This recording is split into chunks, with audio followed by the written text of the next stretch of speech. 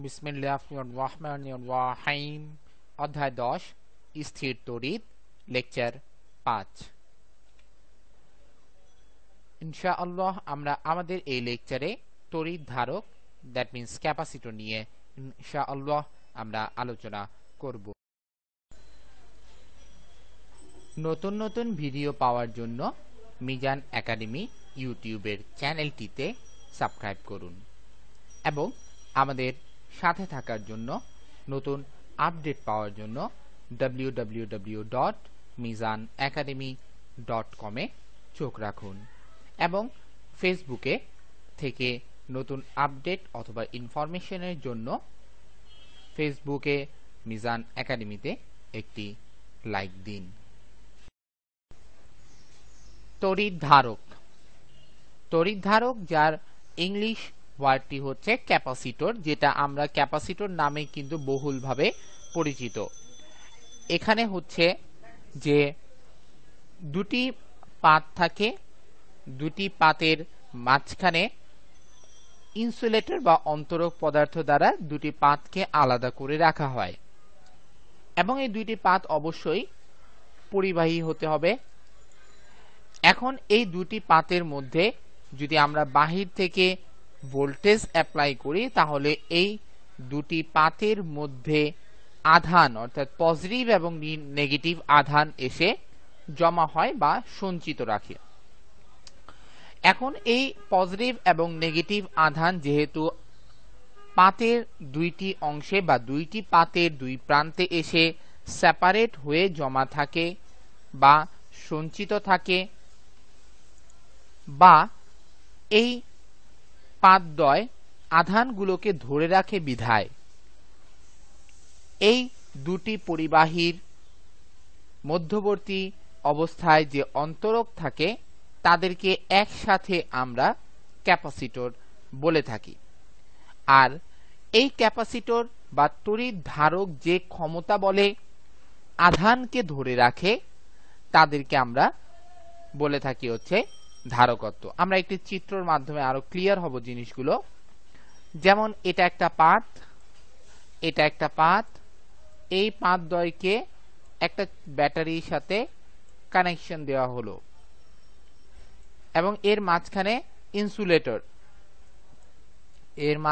Insulator বা অন্তরক পদার্থ। তার মানে হচ্ছে এই পাত এবং এই দুইটি পাতের মাঝখানে কোনো কন্ডাকশন হবে না। যদি আমরা এইভাবে কানেকশনটা দেই তাহলে এখান থেকে পজিটিভ চার্জ এই পথে যে এই পাতে জমা হবে এবং এখান থেকে নেগেটিভ চার্জ এই পথে যে এখানে এই পাতে জমা হবে এবং এই পুরো অংশটাই কিন্তু হচ্ছে একটা ক্যাপাসিটর। এই যে ক্যাপাসিটরটি রয়েছে এই ক্যাপাসিটরটি এখন পজিটিভ এবং নেগেটিভ আধানদ্বয়কে ধরে রেখেছে।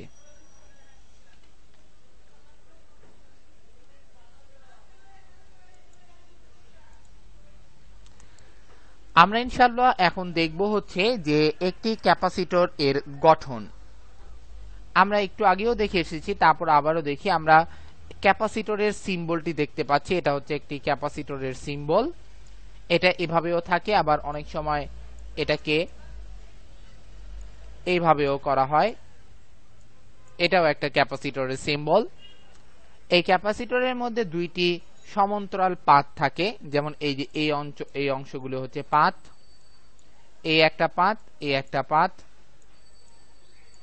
এই দুটি পাত সমান্তরালভাবে একটি অপরটি থেকে ডাই ইলেকট্রিক বা অন্তরক পদার্থ দ্বারা সেপারেশন করা থাকে এবং এই দুটি পাতকে আমরা ব্যাটারির সাথে কানেক্ট করে দেই।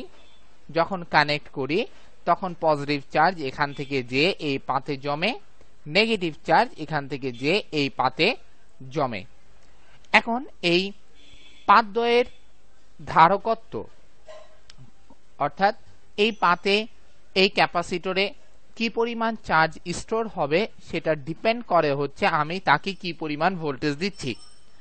যদি আমি তাকে 10 ভোল্ট সাপ্লাই দেই তাহলে এখানেও যে 10 ভোল্ট ধরে রাখবে। এখানে কিছু আবার কথা আছে যে কথাটা আমাদের এই লেভেলের দরকার নেই সেটা হচ্ছে যে প্রত্যেকটা ক্যাপাসিটরের আবার কিছু লিমিটেশন রয়েছে যে সে ম্যাক্সিমাম কতটুকু পর্যন্ত চার্জ স্টোর করে রাখতে পারবে। তো এখানে যেটা বলতেছে সেটা হচ্ছে যে এই ক্যাপাসিটরের আন্ডারে কতটুকু চার্জ সে স্টোর করবে বা তাদের দুইটা প্রান্তের মধ্যে পটেনশিয়াল ডিফারেন্সটা কত হবে সেটা ডিপেন্ড করে হচ্ছে আমি তাকে কত ভোল্টেজের ব্যাটারির সাথে কানেক্ট করতেছি তার উপর।